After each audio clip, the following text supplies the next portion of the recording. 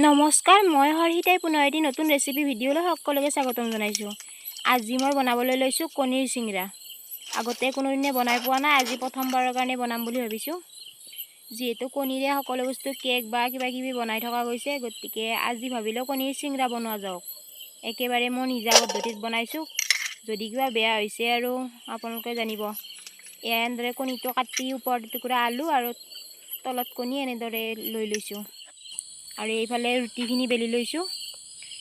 বাকীখিনি আৰু চিংৰাৰ দৰে, কিন্তু অলপ কাটটো বেলেগকৈ দিছোঁ। চাবচোন আপোনালোকে কাটটো কেনেকৈ দিছোঁ মন কৰিব। দেখিবলৈ ধুনীয়া হ'ব। এইটো আৰু ক'ব নোৱাৰি, চাই থাকিব, দেখিলে আৰু গম পাব তেতিয়া। মই কিন্তু ইয়াতে একোৱে দিয়া নাই। এনেই চিংৰাত মছলা থাকে, কিবাকিবি থাকে, কিন্তু আজি মই একোৱে দিয়া নাই। একেবাৰে মানে সহজ পদ্ধতিত আৰু সকলোখিনি যোগাৰ থাকে। ৰুটিখন বেলি ল'ব, তাতে অকণমান কোমলিবলৈ আগতে তেল সানি ল'ব। ৰুটি যেনে তেল নালাগে, কিন্তু তেল অকণমান লৈ ল'ব। যদি কোনোবাই বেছি কোমল হ'ব বিচাৰে, কৰিব বিচাৰে আৰু সেয়া বেকিং পাউডাৰো দিব পাৰে, আৰু ওপৰত এনেকৈ মছলা ছটিয়াই দিব পাৰে।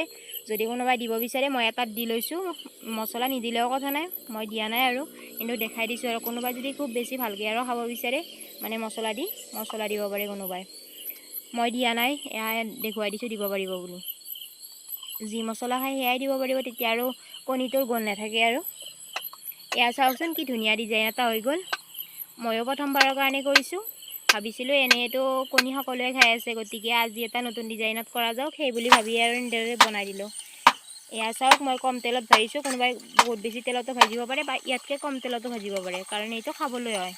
বা হোটেলতো যদি কোনোবাই বনায় আৰু তেতিয়াও এনেদৰে বনাব পাৰে। আৰু ভিতৰত যদি কোনোবাই কেঁচা পিঁয়াজ বা কিবা দিব বিচাৰে দিব পাৰে, মই কিন্তু একো দিয়া নাই।